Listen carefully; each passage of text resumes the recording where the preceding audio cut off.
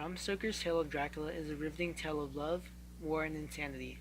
But what we will be focusing on is not the story itself, but what has influenced it.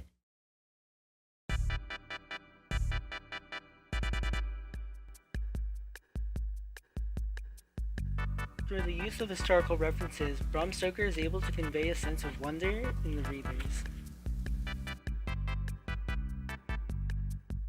The main examples of this are seen in Stoker's references to Vlad the Impaler, the Holy Bible, and historical folklore over the concept of vampires spanning from multiple nations in Europe, such as Czechoslovakia, where the idea of vampires had begun.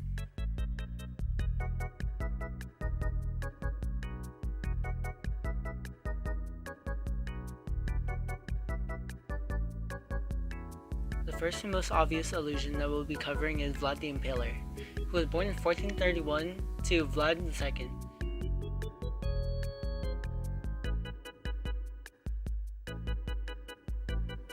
Vlad III had lived a terrible life befitting of the era, the most notable scar of his life being the time of his imprisonment, which had occurred due to Vlad's father's refusal to assist the Ottoman Empire, resulting in both Vlad and his brother Radu's imprisonment.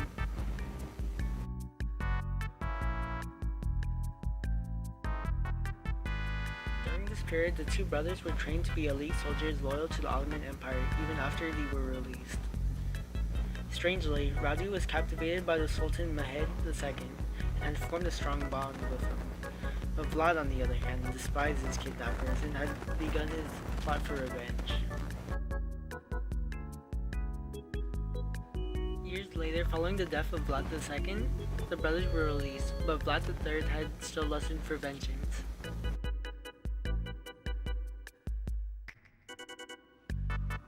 Vlad, through countless battles, gained fame and fortune, as well as the title Impaler, which describes his gruesome method of humiliating and scaring the enemies by beheading their corpses and placing them on stakes hanging gloriously in front of his castle.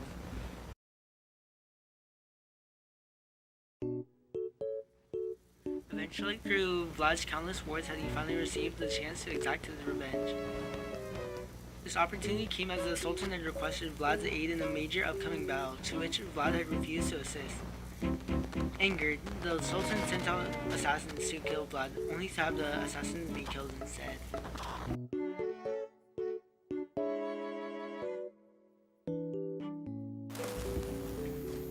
That had only been the beginning, as Vlad would soon defeat the Sultan's army of 250,000 and remove all of the Sultan's food and water supply. The Sultan, who had been frightened, left the battle with Vlad to his trusted companion and Vlad's own brother, Radu. After a long fight, Vlad had won the battle, but Radu had, on the other hand, won the war, as he had been supported by the nobles who wished to overthrow Vlad, and thus Vlad was imprisoned for 14 years.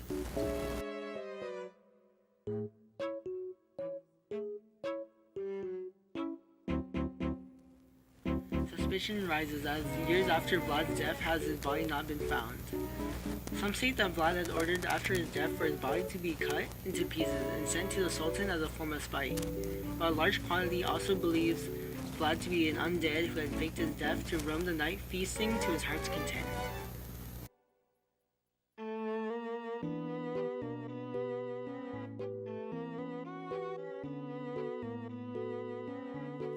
It was seen in a quote from the book, from which Jonathan had asked Dracula a few questions about Transylvanian history, in which Dracula had answered, quote, "We Suzdalkis have a right to be proud, for in our veins flow the blood of many brave races who fought as the lion fights for lordship."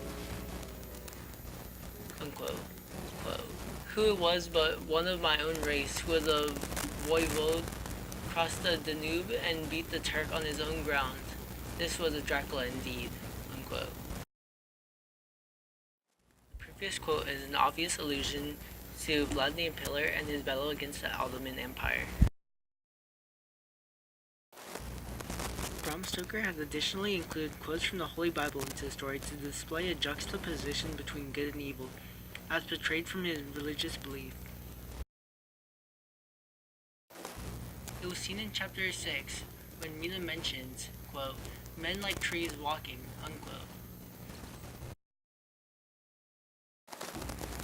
This is similar to the quote from the Bible, derived from Mark 8:23-24, in which it states, quote, "And he took the blind man by the hand, and led him out of the town.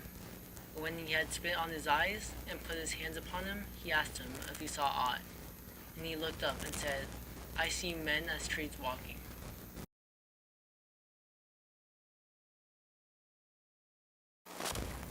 The Bible had been referenced a second time in the book, as seen from the scene in which Seward had seen Renfield and the attendants, as quoted, quote, "When the attendants rushed in, and we turned our attention to him, his employment positively sickened me. He was lying on his belly, on the floor, licking up, like a dog, the blood which had fallen from my wounded wrist. He was easily secured, and to my surprise went with the attendants quite placidly, simply repeating over and over again, 'The blood is the life, the blood is the life,' which is a reference to the Bible, as seen from Deuteronomy 12:23, which quotes, quote, 'Only be sure that thou eat not the blood, for the blood is the life, and thou mayest not eat the life with the flesh,' unquote." The quote from the book had been ironic, as Renfield, who had been licking the blood off the floor, had gone against the Bible's perspective, clearly stating that we shouldn't eat meat with blood.